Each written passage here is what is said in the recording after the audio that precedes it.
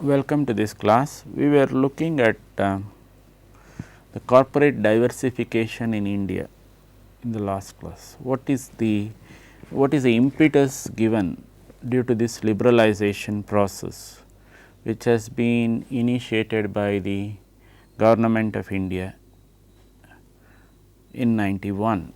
So, how has it contributed? Now, it is the points that we can make out due to this liberalization is that this diversification, corporate diversification is being actively pursued.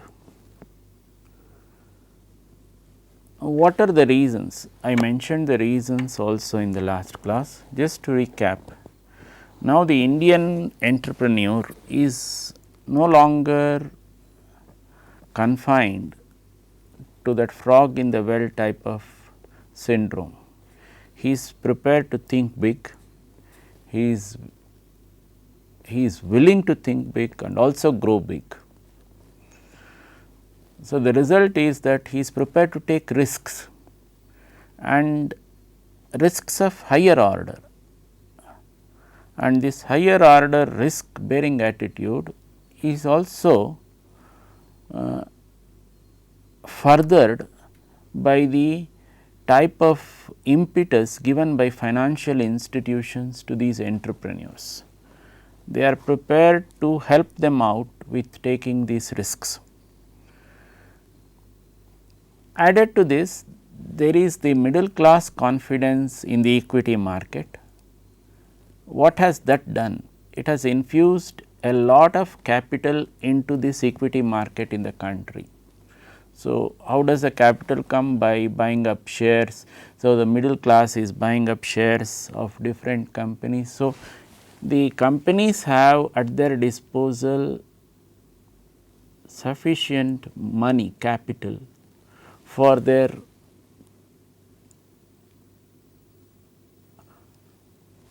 visualized projects, both ongoing as well as future projects.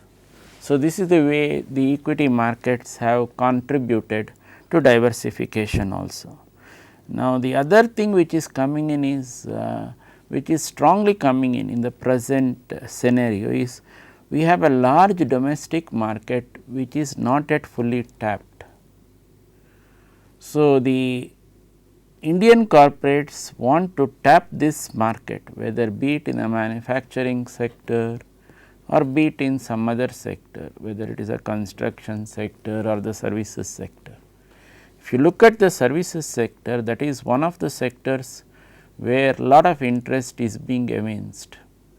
So, the economy, if you really see, more than 50% is being contributed by the services to the GDP. So, this is the way things are going in the country at the present juncture. So, all this makes the corporate diversification quite a challenging process in the Indian scenario. So, the Indian scenario looks at this corporate diversification as a challenging process now. So, now we look at some aspects of integration. What is this integration? Suppose it is a horizontal integration. What does that mean? It means owning or controlling a number of similar but separate activities in the same industry or business. So, this is the you look at the same industry, take control of separate activities, so that you have a full control of the entire business itself, many times done by Reliance. Then vertical, suppose you are looking at backward integration, vertical, what does that mean? Diversifying into raw materials and other supplies for the company's products. This may enable a company to improve the quality of the product. Again, this Vimal clothing went into this type of mode of operation. So, then suppose what is this forward integration? Diversification further down the line to final consumer. So, this is followed by this company Nirlon, where direct control on distribution and logistic channel is taken care of by the company. Now, when we are looking at diversification, one aspect we have to take note of, what is the synergy that will accrue by diversifying. So, whether you go through horizontal integration or whether you go through vertical integration or whatever might be the type of diversification you are planning, related, unrelated, what is the synergy that is going to accrue to you by this type of diversification.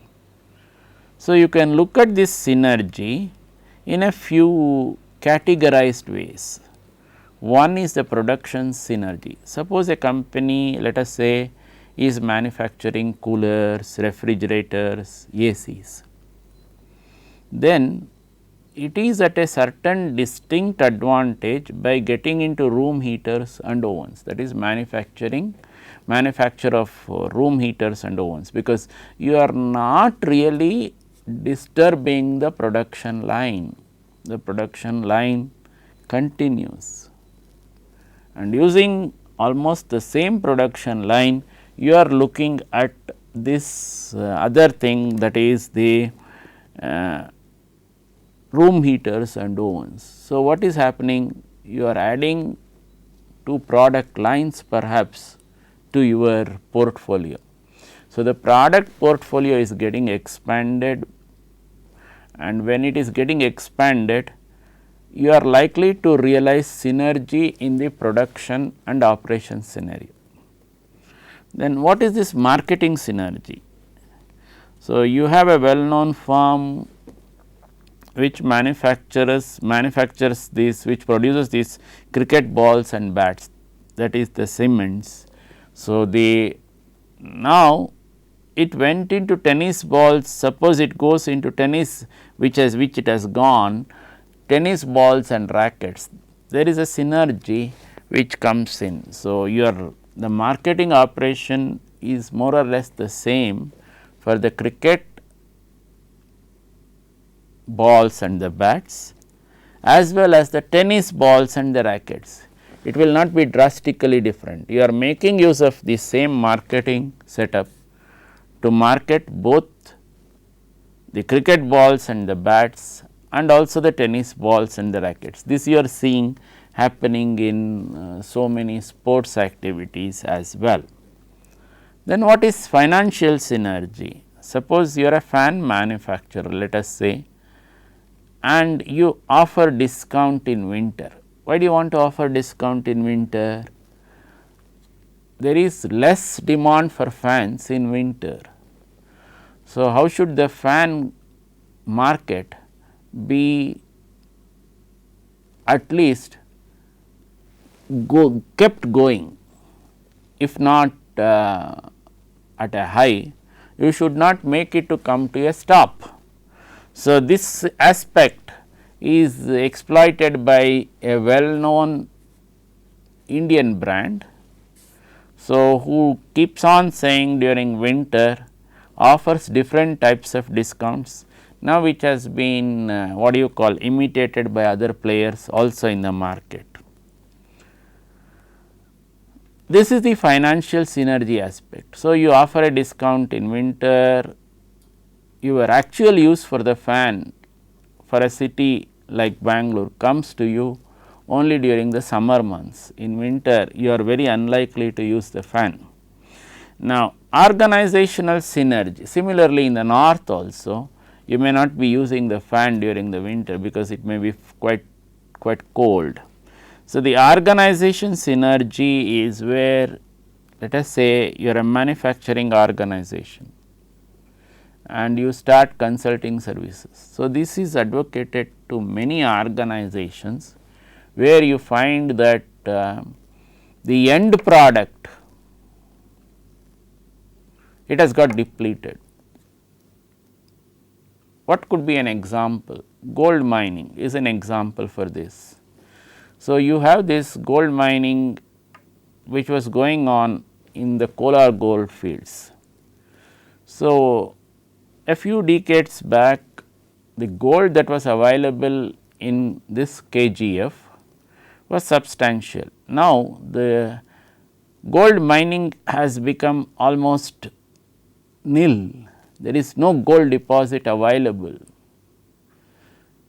but lot of expertise is available with this KGF gold mines on how to mine gold. That can be used as a consulting service to other mining organizations, not essentially gold mining, it can be also other mining activities as well. So, this is how you can tap the organization synergy, where you draw upon this organization's capabilities and draw and then have synergistic value. So, when you are looking at diversification, some issues, suppose you as an organization, let us say you have to take a decision, is it better to diversify or is it better to expand? So, then the answer could be, before diversifying, a company can and should, kindly note that, do not use diversification as the first option. You look at expansion in the existing product line. So, a company can and should consider expansion in the existing product line before you go to diversification. So, this is what you would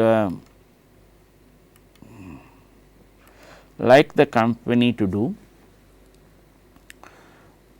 Now, when we are looking at these companies, there is one more aspect which comes in, that is, what is this mergers and acquisitions? When does it take place? What is a merger? What is an acquisition? When does it take place? A merger takes place when two or more companies roughly of equal size or strength formally submerge their corporate identities into a single one in a friendly atmosphere. A holding company may be formed and its shares are exchanged for shares held by the shareholders of the merging company. So, note this point, that is, suppose when does the merger take place?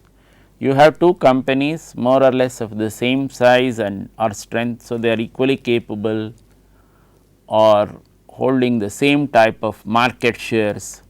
So, what happens? They come together, submerge their individual identities to grow in, to project a single company.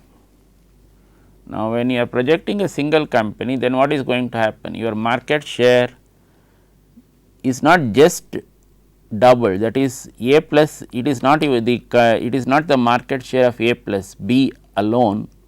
You may find, due to the synergy of the merger, it may be more than A plus B, as when the holding company comes into operation. So, you are going to have a substantial control over the market. Then what is this acquisition? Suppose this merger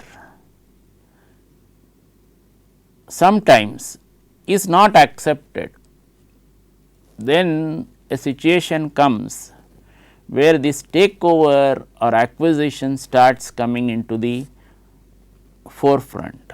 So, what does this acquisition or takeover mean?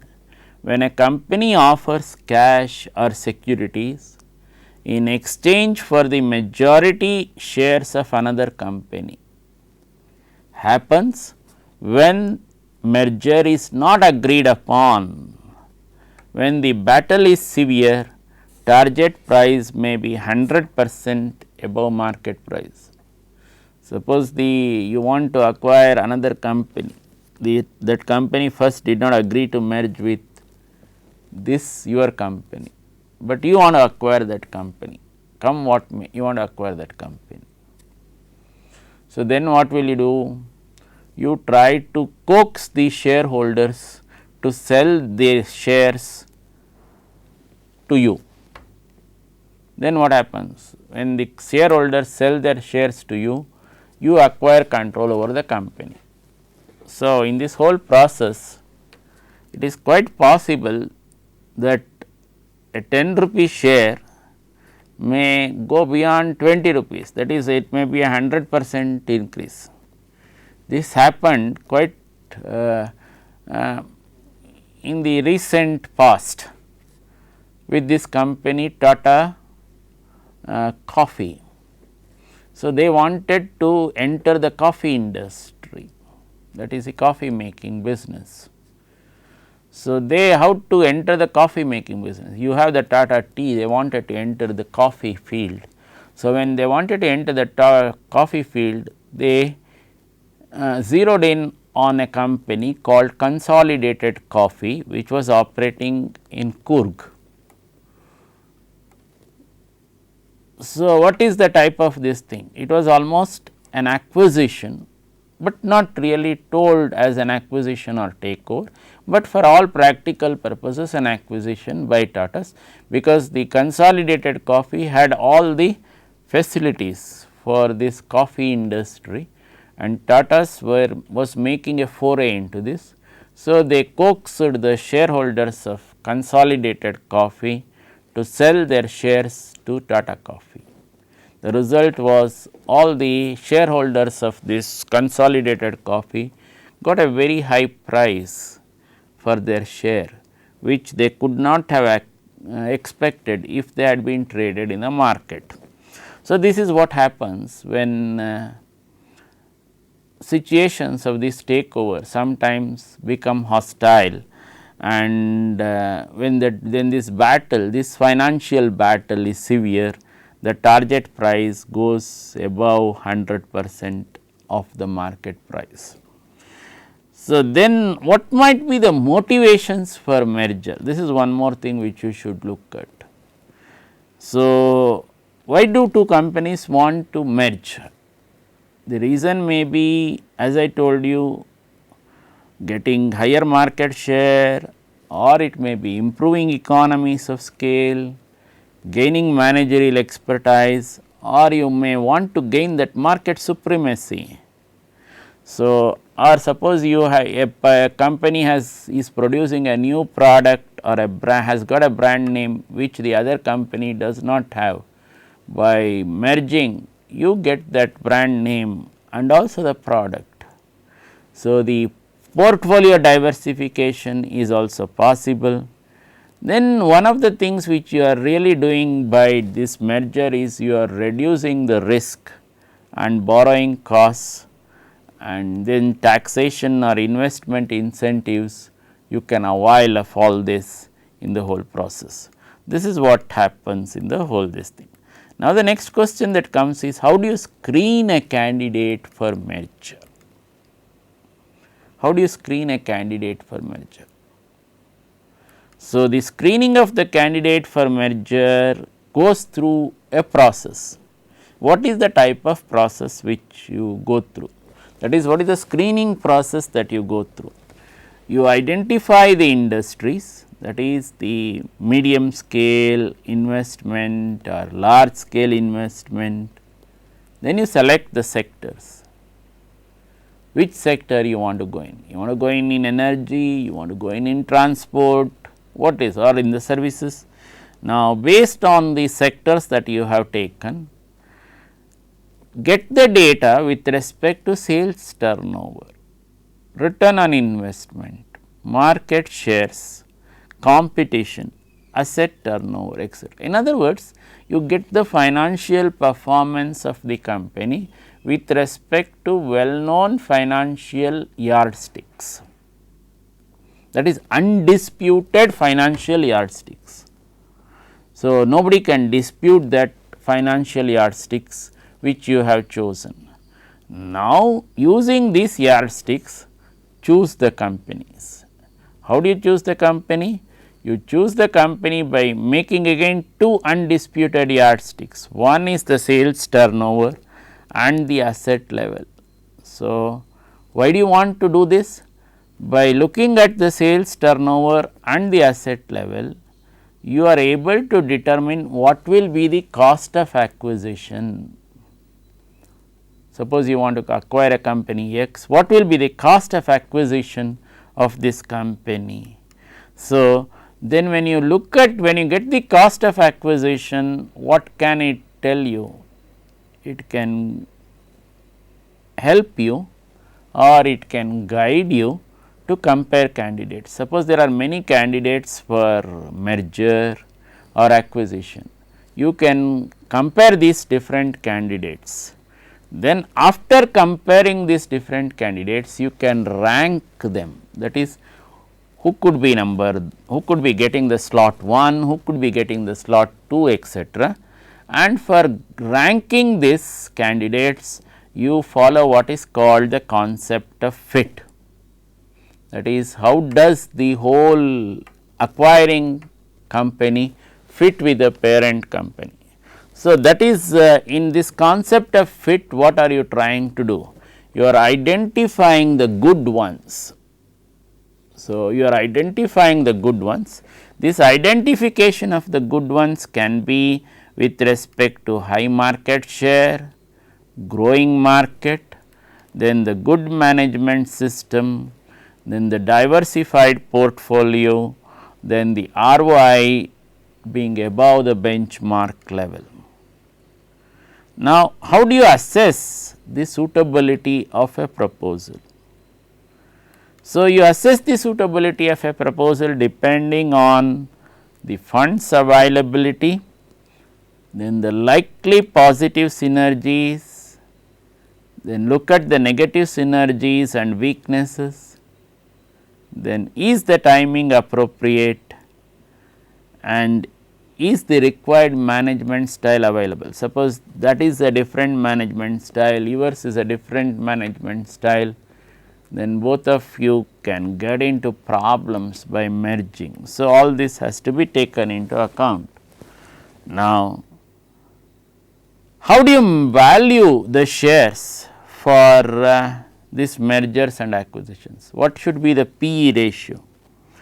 So, the valuation for mergers and acquisitions can be through the P/E ratio, that is a price earnings ratio, where you look at the market price per share divided by the net earnings after tax per share. So, you take the market price per share, divide it by the net earnings after tax per share, it gives you the P/E ratio.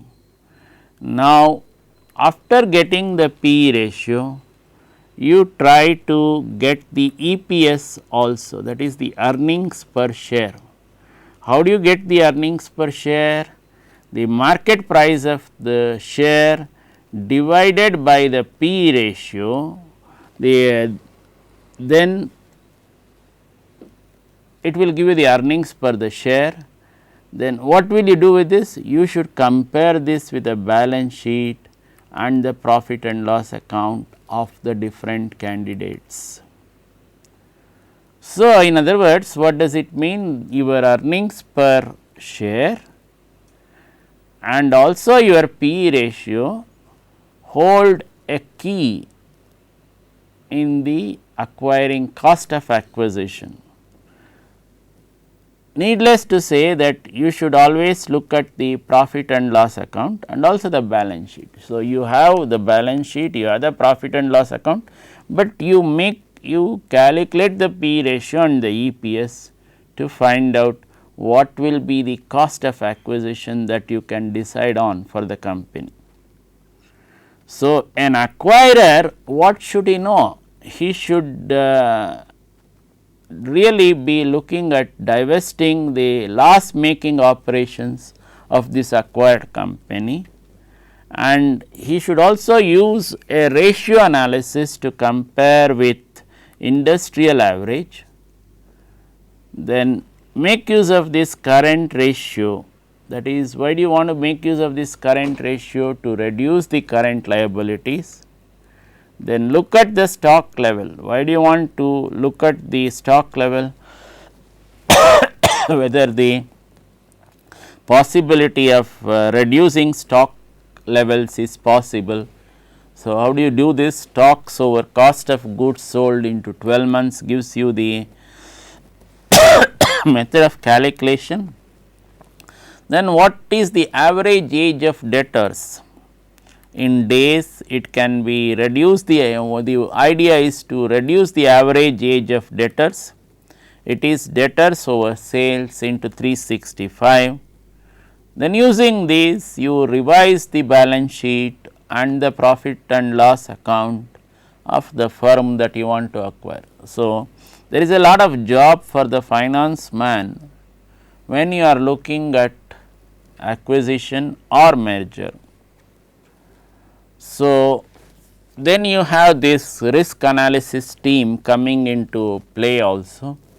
They put the growth and the expectation rates, and when they put all that, they get this replacement value of the assets, which is given by 1 minus the age of assets divided by the total economic life of the asset into the current cost of the asset. So, this gives them what is the type of expectation, that is the written down asset value, how it can be calculated. Why it is required? It is required to evaluate the worth of the asset. The worth of the asset can be found out using this formula. Now, there is also the next question. Okay, you merged, taking all these financial indicators and having all these synergistic aspects, taking them into consideration. Then one very important aspect which comes into play is after the companies have merged, there should not be bickerings between this company A and B. Oh, my company was better, this company was a what do you call loss making company, why did it come, why into our fold, or why did this company, where was the reason for this company to be acquired by us. So, these types of bickerings are also quite common in this merger scenarios. So, how do you manage these types of difficult situations? That also is a very important aspect which you have to consider. So, now if you really see, look at Indian companies, take the example of Tatas. So, they are going into what do you call acquiring companies abroad. The Land Rover, the Jaguar in UK acquired by Tatas. Similarly, steel companies acquired by Tatas.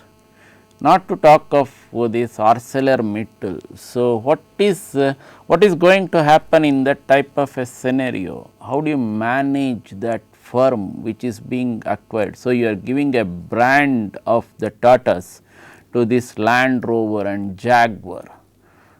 So, if you really see the present scenario, the Land Rover and the Jaguar has contributed to the profits of Tata Motors. So, those models in their foreign locations, they have contributed to the operating profits of Tata Motors. So, which has jumped up, not to mention the domestic market players where Indica has contributed substantially to increasing of the market share. So, this Indian scene now, if you really look at it, you are looking at a scenario where many Indian companies are willing to acquire foreign companies. They are prepared to shell down that money which is going to be, which will be the cost of acquisition calculated on the types of indicators which I gave you, and many times much more may be required to be shelled down and shelled down in cash. So, many financial institutions including the RBI comes into play to help these takeovers or acquisitions, things like that.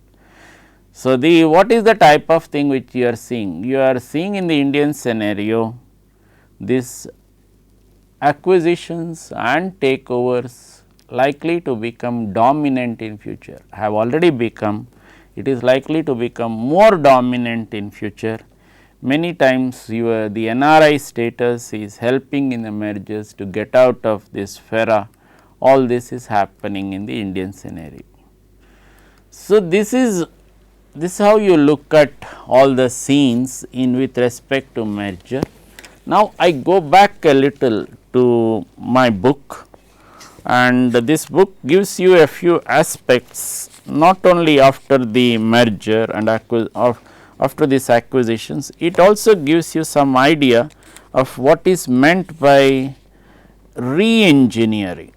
What is this re-engineering? Why do you want to do re-engineering? So, re-engineering refers to the radical design of a business process to achieve quantum gains in cost, service or time. So, when you are looking at different functional areas, you start looking at re-engineering so that you can get some quantum leaps. So, all this is this whole process of business process re-engineering is getting rechristened or coming up in the market in the name of business process innovation. So, in the next few years you may see the business process innovation becoming quite pronounced. So, you may look at business process innovation and it may be quite prominently used in the Indian scenario. So, this is a type of thing which you are likely to see in the present Indian scenario. And what is likely to happen? There will be some job design and strategy implementation which is likely to take place. So, I just go to one of the exhibits which is given in the book, that is designing jobs with the job characteristics model.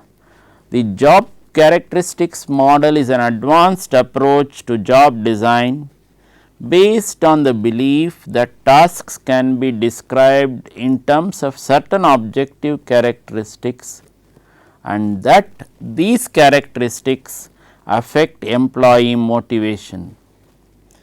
In order for the job to be motivating, the worker needs to feel a sense of responsibility, feel the task to be meaningful and receive useful feedback on his or her performance. Then the job has to satisfy needs that are important to the worker. So, 5 principles are followed or suggested for redesigning this work. One is combining tasks. What does it do? It increases task variety and it enables workers to identify with what they are doing. And the second one is form natural work units. So, what does that do? It makes the worker to become more responsible and accountable. Then establish a client relationship, so the worker will know what performance is required and why. Then open feedback channels by providing workers with information on how they are performing. So, in other words, a sort of an ongoing research. This helps the job characteristics model to improve job performance through job enrichment. Although there are several approaches to this job design, practicing managers seem increasingly to follow the prescriptions of this model as a way of improving productivity and product quality. So, this is the way you are looking at job characteristics model in this scenario, in the present competitive scenario which you are really looking at. So, that might it might also hold a big key. So, looking at how these MNCs do this strategy implementation, if you look at them, so an MNC is having a global perspective, as you know, is a highly developed international company, and the decision making is also highly professional. So, what does this strategy implementation, what does it involve in an MNC? Strategic alliances in the form of licensing agreements and joint ventures between an MNC and a local partner in a host country are fast becoming a means by which the MNC gets an entry into other countries. This is what is called the entry mode in marketing. Okay. So, the especially developing countries, the key to successful strategy implementation lies in the selection of a local partner. It should be a strategic fit. An MNC can make use of a geographical area structure that can provide the advantages of centralized and decentralized implementation. So, if you look at our own one of our own companies, that is the Antrix. The Antrix is the commercial arm of the Indian Space Research Organization. It is into the business of remote sensing products and services, that is IRS products and services. So, this data products and services. So, when you are looking at this, India is one of the very few countries which has got these capabilities, apart from the developed countries like the US, Russia, then France,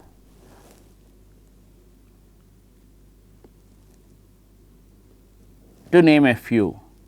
Now, if you really look at the capabilities of ISRO is highly capable, but not fully taken advantage of in the commercial front, that is, it has not fully exploited the opportunities that are available to it in the international arena. So, what we are suggesting is this method. Why not you enter the markets in the Latin American and the African countries. So, you make use of a strategic entry mode, do not have to establish manufacturing facilities in these countries, but you can enter these markets which can be profitable for ISRO in the years to come. So, and ISRO as of now is looking at this proposal very favorably. So, they want to enter these types of international markets. So, using this type of this strategies, this is called, this is strategy implementation in practice live. So, how it is happening in an Indian company. So, this is the way it is this is the way ISRO is trying to do. So, then all this may require for you some priorities in HR management. So, how do you really go about this HR management issue? So, a small an exhibit is given here, how a company like this Ann Iverson implemented a turnaround strategy at Laura Ashley. What really happened? So, if you really go to the book, it gives you this case when Sir Bernard Ashley visited a North Carolina shopping mall to see a prototype of the expanded Laura Ashley store. He was amazed and delighted. As the company's largest shareholder and co-founder, Ashley was well aware of how poorly the $512 million apparel and home furnishing company had fared since his wife Laura died in 85. Unlike other Ashley shops, this one was packed with customers. I almost cried. It was so marvelous, he exclaimed. The credit for this change belongs to Ann Iverson. Since becoming CEO in July 95, she had replaced most of the top management, cut the payroll, slashed costs and proposed aggressive expansion plans. I am the kind of person who has a steamroller behind her back, explained Iverson. The BOD of Laura Ashley Holdings PLC selected Iverson because of her ability to implement a turnaround strategy. Earlier, Iverson had helped improve the profits of British Home Stores, a division of Storehouse PLC. She then moved to the position of CEO of Storehouse's Mothercare Limited and introduced attractions such as talking trees and singing clocks to lure children and their mothers back into the stores.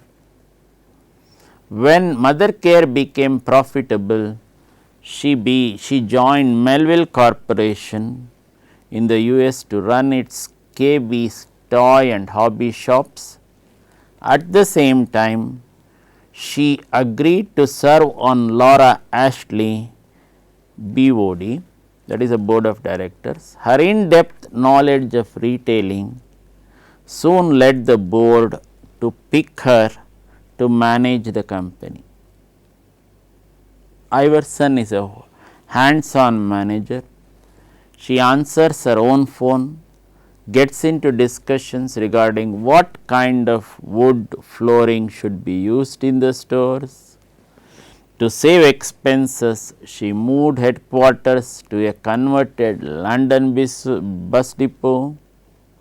Acknowledging the dated Victorian